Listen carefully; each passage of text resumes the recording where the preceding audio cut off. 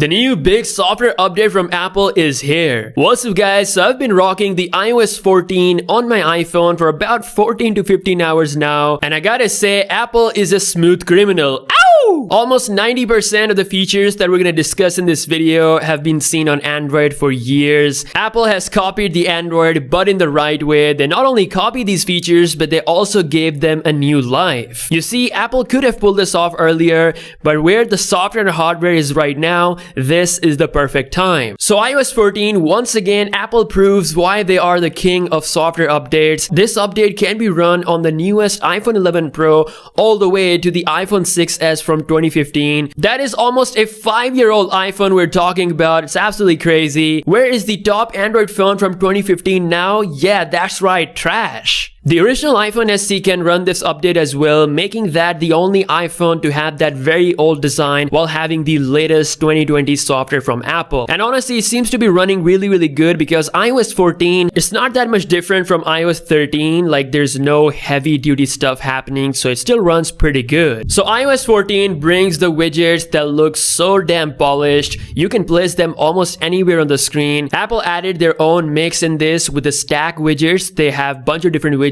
in one place where you can swipe through. You can also make your own stack of widgets as well. Now, tapping and holding on an empty area will give you this, a very familiar playing field to delete extra pages of icons, something we have seen on Android for years. It's very similar to that. With iOS 14, you don't have to have the endless home screen of random applications. You can just have your important applications and have the rest of them go to something called App Library, which is Apple's fancy way of giving us a app drawer. It's pretty good. It automatically arranges all the applications based on their category on their respective folders. The best thing about all this is just how smooth everything is, the transitions and everything. Like, I cannot see a better way of pulling off a widget in a software space than what Apple has just done. There are some obvious dumb things that they have fixed, like Siri, it doesn't take the whole screen when you launch it. Same thing with calling. You can ignore calls while doing other things and it doesn't take whole screen. We finally have something called picture-in-picture mode, which I tweeted out as a joke on Twitter, and some people thought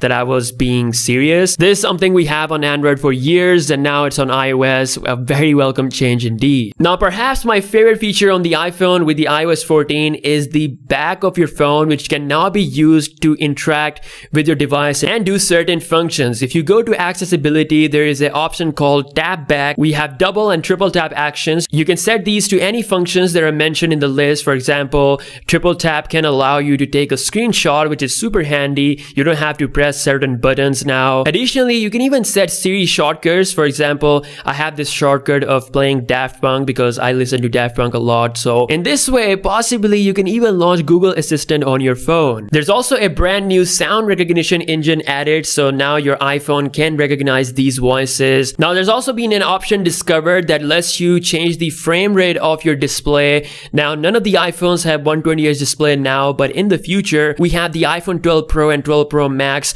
rumored to rock 120Hz OLED displays. This could be a confirmation for that feature, which I'm really excited about. Also, if you launch the camera and go into Control Center, you have this camera recently notification on top, which is kind of like a privacy thing showing off that the camera is running in the background. If you go into the settings and go into the camera option, you can now set the mirror front camera option. So if you don't want your photos to be flipped after you take them, you can have that option, which is something that we have on many phones, like many Android phones, but now it's available on the iPhone as well. With iOS 14, Apple has added the ability to record quick videos, which was only present on the iPhone 11 series. Now it's available on pretty much all the older iPhones, which is really good. You also have the ability to change the video resolution and the video frame rate for the older iPhones as well. Apple has also improved the performance of Siri, and we also have some new updates to the Apple Maps, which work really good with the third-party applications. There's a Translate app that translates everything really quick into different languages, which is something that I would love to use if I'm traveling. This will be a handy way to interact with other people